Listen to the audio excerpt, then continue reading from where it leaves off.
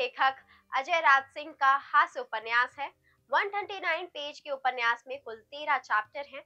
पाठ के नाम बचपन में पढ़े गणित के चैप्टर के नाम पर रखे गए हैं। यह देखकर थोड़ी नॉस्टैल्जिया वाली भावना आ जाती है। किताब नोशन प्रेस से 2020 में आई है।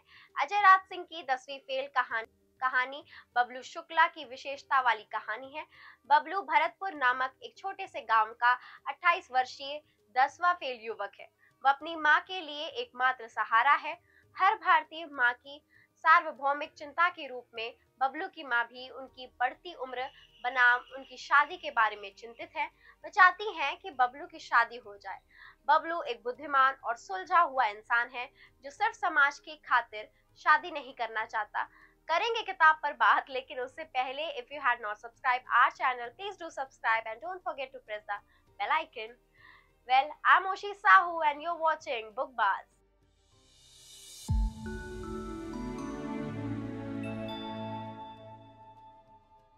कहानी की बात करें तो मुख्य पात्र बबलू शुक्ला अपने गांव भरतपुर के मोस्ट एलिजिबल बैचलर है। बबलू शुक्ला के पिता के देहांत तभी हो गया था जब बबलू 3 वर्ष के थे। परिवार में बबलू के अलावा सिर्फ उनकी माँ है, जिनके साथ बबलू का रिश्ता बेहद ही दिलचस्प संवादों से भरा है। उनके जीवन में उनकी अम्मा के अलावा और कोई भी नहीं है। हाँ, 2 जिगरी दोस्त हैं, डब्लू और प्रकाश, जो उनके बिजनेस पार्टनर भी हैं। अब बिजनेस क्या है? ठेकेदारी का धंधा है। शुक्ला जी जब 10वीं में दूसरी बार फेल हुए, बस तब से ही पढ़ाई को जीवन से दफा कर दिया। दुनिया को उनको 10वीं फेल कहती है और वो खुद को 9वीं पास। 9 साल से ठेकेदारी में हैं तीनों भाई। शुरुआत ऐसे ही छोटे छोटे कामों से किया, पर जब से उनको समझ आया कि रिश्वत देकर सरकारी टेंडर मिल जाते हैं तो काम अलग ही लेवल पर पहुंच गया।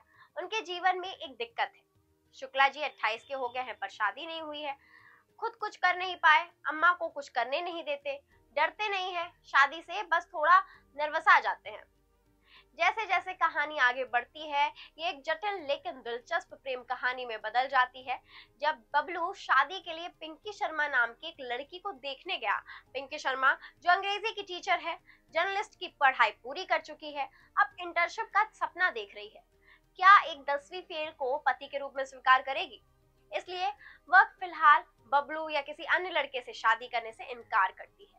बबलू ने एक सभ्य व्यक्ति होने के कारण उसके निर्णय का अनादर नहीं किया, बल्कि उसका समर्थन किया।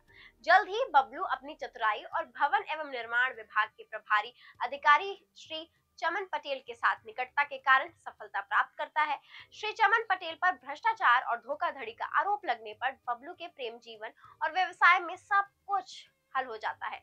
इसके बाद कई अप्रिय घटनाओं के साथ बबलू परेशानी, तनाव और भ्रम में पड़ जाता है और कानूनी पेच में फंस जाता है। अब आगे क्या होगा? कानूनी पेच से बबलू किस तरह से निकल पाएगा? पिंकी शर्मा के साथ उनकी कहानी कुछ आगे बढ़ पाएगी या नहीं? जानने के लिए आपको किताब पढ़नी होगी। उपन्यास में मुख्यतः 2 कहानियां चल रही हैं। एक है मुख्य पात्र बबलू शुक्ला की प्रेम कहानी और दूसरी है रिश्वतखोरी के मुद्दे की इर्द गिर्द बनाया गया प्लॉट। लिखने का अंदाज बहुत ही रोचक है। गांव की पृष्ठभूमि पर लेखन आजकल चलन में है। ये कहानी भी एक छोटे से गांव में घटती है। भाषा मिर्जापुर वाली है। वन लाइनर्स बहुत ही अच्छे हैं। सारे किरदार आपके पसंदीदा बनने की होड़ में रहते हैं, चाहे अम्मा हो, बबलू हो, डब्लू, पिंकी या प्रकाश। हर किरदार बड़ी ही खूबसूरती से लिखा गया है। सभी की कुछ न कुछ खासियत है। उपन्यास में जगह जगह फिल्म और क्रिकेट के संदर्भ नजर आए, जो मुझे व्यक्तिगत तौर पर पसंद आए हैं। कहानी बहुत ही मजेदार है। बबलू एक ऐसा किरदार है जो आपको पसंद आएगा। पिंकी शर्मा बोल्ड और इम्प्रेसिव है। किरदार, दृश्य और संवाद एकदम जीवंत है। पूरी किताब में कुछ भी ऐसा नहीं है जहां आप ब्रेक लेना चाहेंगे। उम्मीद है आपको हमारा ये वीडियो पसंद आया होगा। ऐसी ही वीडियो को देखने के लिए हमारे चैनल को अभी सब्सक्राइब करें। सायोनारा।